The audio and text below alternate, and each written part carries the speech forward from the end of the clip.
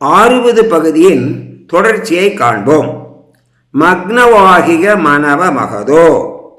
ஸ்ரீமத் பகவத்கீதையில் தியான யோகத்தில் கூறுவதாவது, யதோ யதோ நிச்சரதி மனச்சஞ்சலமஸ்திரம் ததஸ்ததோ நியம் யைதத் ஆத்மன் ஏவ வசம் நயேத். அதாவது, மனதை ஒருமுகப்படுத்துவது என்பது சாதாரண விஷயமல்ல. அவ்விதம் அலைபாயும் மனதை ஒருமுகப்படுத்தி ஆன்மாவிற்கு கொண்டு வர வேண்டும். பரமாத்மாவின் அனுகிரகத்தால் மட்டுமே இவற்றை செய்ய இயலும். ஒரு ஊரில் உள்ள 2 நண்பர்களில் ஒருவன் கற்றவன், மற்றொருவன் கல்லாதவன். கல்லாதவன் கற்றவனை நோக்கி, நான் தான் கல்லாதவன், ஏழையாக இருக்கின்றேன். ஆனால் நீயோ கற்றவன், நீயும் ஏன் ஏழையாக இருக்கின்றாய் என கேட்டான். அதற்கு கற்றவனுக்கு என்ன பதில் சொல்வது என தெரியவில்லை. சரி வா, நாம் இருவரும் ஒரு முனிவரை பார்த்து கேட்போம் என்று. இதனை கேட்ட முனிவர், நீங்கள் இருவரும் விநாயக பெருமானை வேண்டி 21 நாட்கள் கோவிலை சுற்றி வலம் வந்தால் உங்கள் எண்ணம் நிறைவேறும் என்று. அவர்களும் கோவிலை சுற்ற ஆரம்பித்தனர்.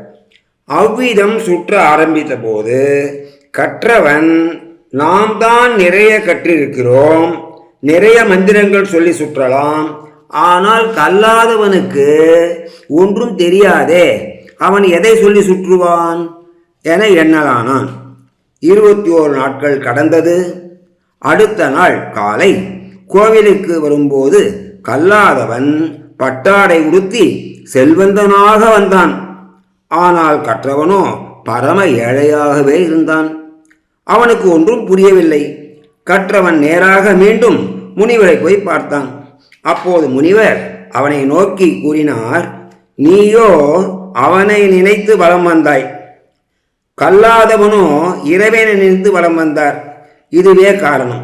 எனவே மனதை இறைவன் பால் ஒருமுகப்படுத்து, இதுவே வெற்றிக்கு வழி என்று கூறி அனுப்பி வைத்தார். இதுபோலவே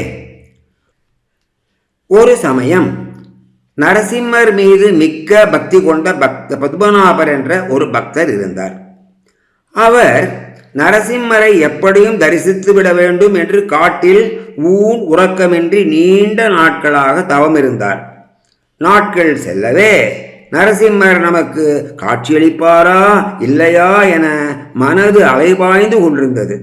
இவரை பார்த்த வேடன் ஒருவன், எதற்காக தவம் இருக்கின்றீர்கள் என கேட்டான். அதற்கு நரசிம்மரின் தரிசனத்திற்காக தவம் இருக்கின்றேன் என்றார்.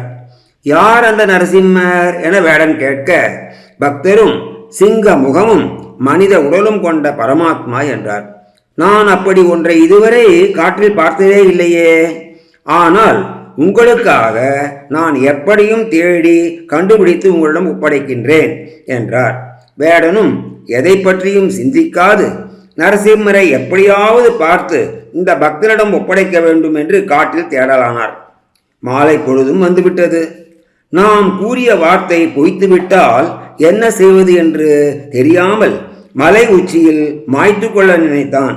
கடைசி வரையில் தென்படாது மலை உச்சியில் உயிரை மாய்த்து கொள்ள முன்வந்தபோது நரசிம்மர் தோன்றி, நீ தேடிக்கொண்டிருந்த நான் தான் என்று கூற, ஆஹா, சரியாக மாட்டிக்கொண்டாய் என்று கூறி செடி கொடிகளை கொண்டு கட்டி பக்தன் முன் கொண்டு வந்து நிறுத்தினார். ஆனால் பக்தனுக்கோ செடி கொடிகள் தான் தெரிந்தது. வேடனை நோக்கி, நரசிம்மரை கொண்டு வா என்றால் செடி கொடிகளை கொண்டு வந்திருக்கிறாயே என்றார். என்னை ஏமாற்றி விட்டாய் என்றார். அப்போது ஒரு குரல், நான் வருவேனோ மாட்டேனோ என்று மனதை அலைபாய விட்டுவிட்டாய், அதனால்தான் நான் உன் கண்ணுக்கு தெரியவில்லை என்றார். பக்தனும் தன் செயலை எண்ணி வருந்தியதுடன் வேடனிடத்து மன்னிப்பு கேட்டார். அலைபாயும் மனத்துடன் இல்லாமல் மனதை இறைவனிடத்து ஒருமுகப்படுத்துவதே வெற்றிக்கு வழிவகுக்கும் என்பதை ஸ்ரீ ஜெகநாததாசர் இங்கு மக்னவாகிக மனவ மகதோ என அழகாக குறிப்பிடுகின்றார். இதன் தொடர்ச்சியை 8வது காணொளியில் காண்போம். வாருங்கள் கற்போம்.